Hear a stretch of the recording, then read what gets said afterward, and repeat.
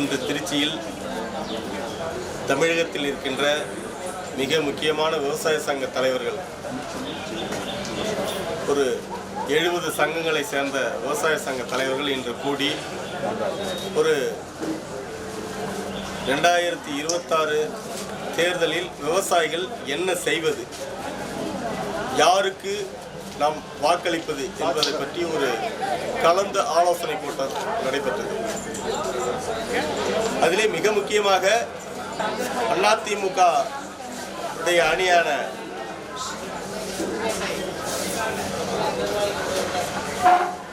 BJP தலைமை ஏற்றிருக்கின்ற அந்த அணியினை தமிழக விவசாயிகள் புறக்கணிப்பது. ஏனெனில் மத்தியிலே அவர்கள் ஆட்சிக்கு வருவதற்கு முன்பு விவசாயிகளுடைய வருமானத்தை நாங்கள் இரட்டிப்பாக்குவோம் என்று கூறினார்கள். ஆனால் வந்தவுடன் எங்களிடம் இருந்த அந்த வேட்டியையும் அவிழ்க்கும் விதமாக 3 வேளாண் சட்டங்களை கொண்டு வந்து கொஞ்சம் நெஞ்சம் இருந்த விவசாயிகளுடைய உரிமைகளையும் பிடுங்குகின்ற வகையில் அவர்கள் செயல்பாடு இருந்ததினால் அவர்களை எதிர்த்து தமிழக விவசாயிகள் அவர்களுக்கு எதிராக செயல்படுவது என்ற ஒரு முடிவினை இன்று எடுத்திருக்கிறோம். இன்னும் முக்கியமாக சொல்ல வேண்டும் என்றால், கிட்டத்தட்ட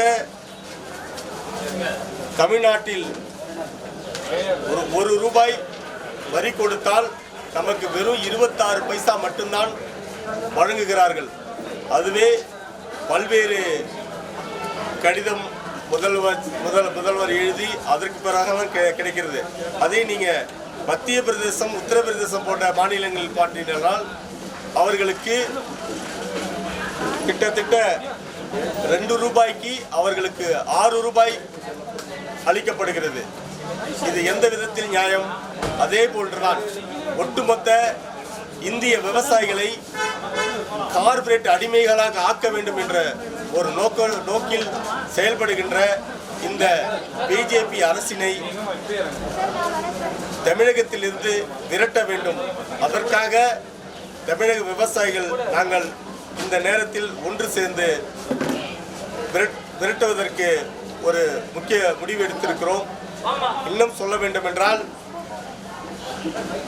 இந்த அணி தமிழகத்தில் அவர்கள் ஆட்சிக்கு வந்தால் கண்டிப்பாக எடப்பாடி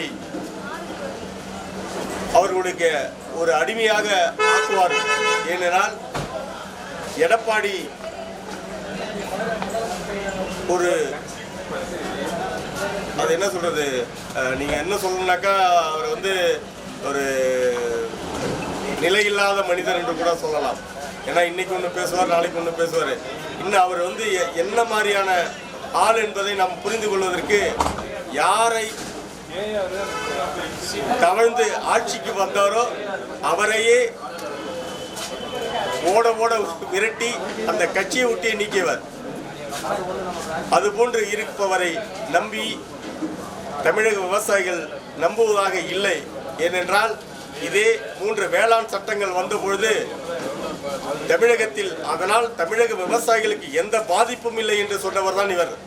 அப்படி இருக்கையில் இவரை நாங்கள் எப்படி நம்புவது? அதற்காக தான் நாங்கள் சொல்கிறோம், இந்த வரும் தேர்தலில் 2026 இந்த சட்டமன்ற தேர்தலில் விவசாயிகளுடைய நலனில் அக்கறை உள்ள அரசு வர வேண்டும். குறிப்பாக இந்த 3 வேளாண் சட்டங்களுக்கு எதிர்ப்பு தெரிவித்து அவர்கள் ஆட்சிக்கு வந்தவுடன் அந்த 3 வேளாண் சட்டங்களை தமிழகத்தில் நாங்கள் செயல்படுத்த மாட்டோம் என்று கூறிய திராவிட முன்னேற்ற கழகம், அதே போன்று இந்த முதலாக தமிழகத்தில் 3 வேளாண் நிதிநிலை அறிக்கையை கொண்டு வந்து விவசாயிகளுடைய குறையை ஒவ்வொரு மாவட்டத்திலும் சென்று உங்களுக்கு என்ன வேண்டும் என்று எங்களுக்கு செய்யலைங்கிறதுலாம் வேற. நீங்க ஒருத்தரை கூப்பிட்டு உட்கார வச்சு அவங்களுக்கு என்ன வேணும்னு சொன்னாலே அதுல பாதி அவங்களுடைய கோபம் தீர்ந்துடும், பாதி செஞ்ச மாதிரி ஆயிடும். அதே போன்றுதான் இந்த அரசு மீது எங்களுக்கு நிறைய கோபம் தாபம் இருந்தாலும் கூட அவர்களை விட இவர்கள் பல நூறு மடங்கு அதிகம் என்று நினைப்பதனாலே தான் இந்த அரசு வர வேண்டும் என்று நாங்கள் இந்த அணிக்கு ஆதரவளிப்பதென்று தீர்மானித்திருக்கிறோம். நன்றி, வணக்கம்.